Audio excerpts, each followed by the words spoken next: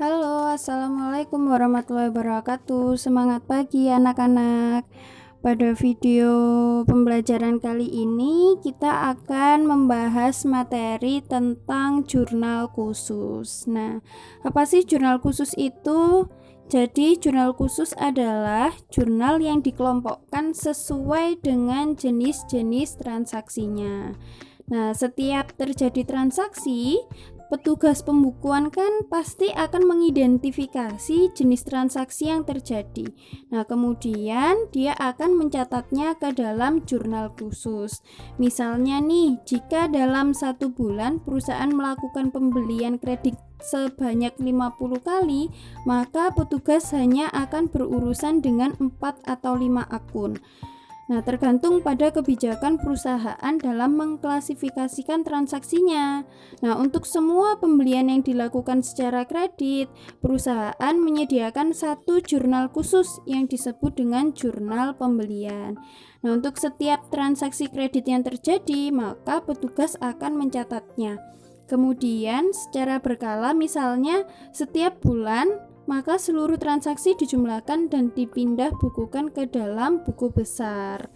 Nah, itu salah satu pengertian dari jurnal khusus. Lalu apa sih manfaat dari jurnal khusus? Nah, manfaat dari jurnal khusus ini ada beberapa. Yang pertama, memungkinkan pembagian pekerjaan atau biasa kita sebut dengan spesialisasi. Nah, jurnal umum yang mencatat semua transaksi pada satu jurnal tentu akan sulit membagi pekerjaan secara baik. Nah, lain halnya dengan jurnal khusus. Nah, pembagian pekerjaan ini dapat dilakukan dengan baik karena ada beberapa jurnal yang memang pencatatannya sesuai dengan jenis transaksinya. Nah, jadi bagi perusahaan yang besar akan sangat mungkin satu orang hanya menangani satu atau jurnal saja. Begitu. Nah, kemudian manfaat berikutnya yaitu memudahkan posting ke akun buku besar. Nah, salah satu tujuan penyelenggaraan jurnal khusus adalah agar lebih mudah atau lebih praktis dalam melakukan posting ke buku besar. Nah, mengapa lebih mudah? Nah, karena jurnal khusus nanti dipindahkan ke dalam akun buku besar secara berkala. Nah, jadi tidak perlu setiap transaksi langsung diposting ke dalam buku besar. Berikutnya yaitu memungkinkan pengendalian internal yang lebih baik. Nah, jadi pengendalian internal akan lebih baik apabila hanya satu orang petugas aja yang menangani 1 atau 2 jurnal. Nah, ini bisa kalian bandingkan dengan satu orang yang menangani semua jurnal. Gitu. Nah, berikutnya yaitu menghemat biaya. Nah, penggunaan jurnal khusus ini dimungkinkan bisa menghemat biaya karena dapat menghemat kertas dan juga tenaga. Nah, dengan jurnal umum, kalau kita bandingkan untuk 100 kali transaksi yang sama dibutuhkan 100 kali posting ke akun buku besar. Nah, sedangkan jurnal khusus posting dapat dilakukan hanya 1 kali saja. Baik, berikutnya kita akan membahas tentang jenis-jenis jurnal khusus. Nah, kita akan membahas mengenai jurnal pembelian, jurnal penjualan, jurnal pengeluaran kas, jurnal penerimaan kas, dan ada yang terakhir jurnal umum. Yaitu jurnal khusus penerimaan kas. Nah, untuk jurnal khusus penerimaan kas ini, dia adalah jurnal khusus yang digunakan untuk mencatat semua transaksi penerimaan uang atau transaksi yang setara dengan uang tunai. Nah, oleh karenanya pada kolom debitnya, di kolom debit ini terdapat akun kas dan juga akun potongan penjualan. Nah, sedangkan untuk kolom kredit dicatat akun-akun yang menjadi sumber dari penerimaan uangnya. Contohnya seperti ada akun piutang, penjualan. Nah, kemudian untuk menampung penerimaan uang selain piutang dan penjualan ini nantinya akan dimasukkan ke dalam kolom serba-serbi.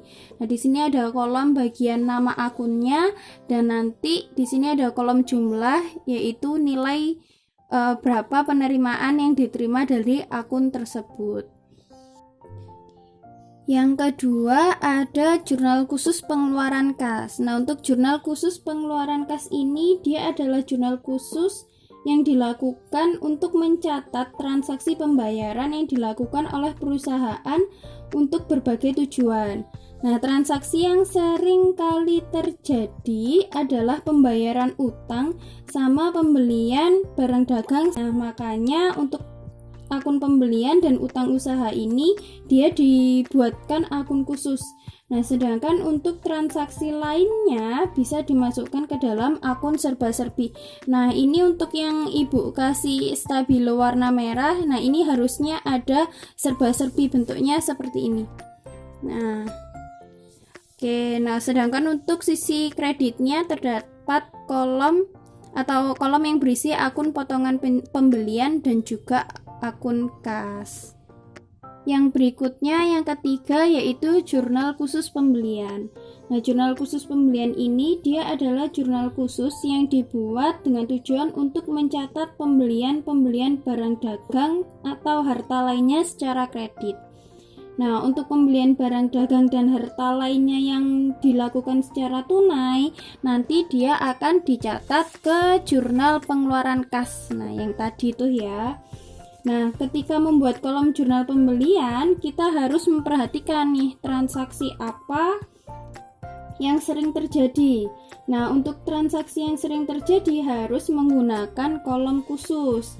Nah, sedangkan transaksi yang jarang terjadi bisa menggunakan kolom serba-serbi. Nah, di sini untuk transaksi yang sering terjadi adalah transaksi pembelian. Dan pembelian ini dia adalah pembelian barang dagang, bukan yang lainnya. Seandainya ada pembelian perlengkapan, maka bisa dimasukkan ke dalam kolom serba-serbi.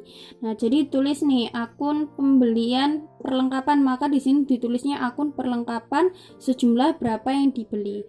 Nah, untuk kolom kreditnya dia berisi utang usaha karena transaksi yang tadi dia gunakan yaitu transaksi secara kredit. Nah, berikutnya yaitu jurnal penjualan. Untuk jurnal penjualan ini, dia adalah jurnal khusus yang digunakan untuk mencatat transaksi-transaksi penjualan barang dagang secara kredit. Nah, penjualan secara tunai tidak dicatat di jurnal penjualan ini, tapi nanti dicatatnya di dalam jurnal penerimaan kas. Nah, bentuk dari jurnal penjualan itu kurang lebih seperti ini. Nah, jadi ada kolom tanggal, nomor fakturnya, keterangannya ini bisa diisi PT apa yang membeli, kemudian syarat pembayaran, syaratnya berapa, kemudian jumlah barang yang dijual. Itu untuk jurnal penjualan. Nah, dan yang terakhir ada jurnal umum. Dari berbagai penjelasan mengenai jurnal penerimaan kas, pengeluaran, dan pembelian, nah kita tahu bahwa bagi perusahaan yang menggunakan jurnal khusus, terlihat manfaat dari jurnal khusus tersebut. Contohnya seperti memungkinkan pembagian kerjaan dan memungkinkan pengendalian internal yang lebih baik dan juga ada manfaat-manfaat lainnya. Nah, meskipun begitu, meskipun sudah menggunakan jurnal khusus dalam melakukan pencatatan, nah pada transaksi tertentu perusahaan tetap membutuhkan jurnal umum. Nah, bentuk jurnal umumnya sama seperti jurnal umum pada umumnya, yaitu ada kolom tanggal, akun, debit, dan kredit. Nah, sebagai contoh, jika ada transaksi untuk menghapuskan peralatan toko, Nah, transaksi tersebut tidak bisa kan dicatat di jurnal pembelian, pengeluaran kas, jurnal penjualan, maupun pada jurnal penerimaan kas. Nah, transaksi-transaksi seperti inilah yang nantinya akan dicatat ke dalam jurnal umum.